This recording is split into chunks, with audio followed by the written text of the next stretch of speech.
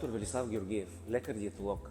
През последните 30 години се занимавам с кондиционен спорт, спортна медицина и йога. Разработих тренировка за отслабване, която съчетава йога практика и аеробна тренировка. Йога Фит е подходяща както за хора с затлъстяване и наднормено тегло, така и за всеки, който иска да намали процента мазнини в тялото си, да увеличи мускулната маса и да изгражда качество и издръжливост.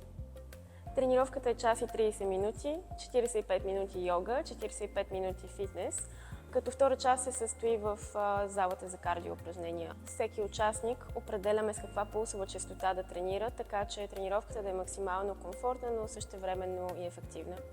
Елай, опитай!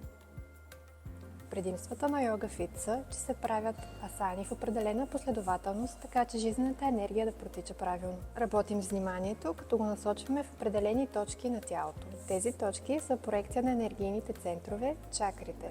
Освен йога асани, правим и дихателна практика.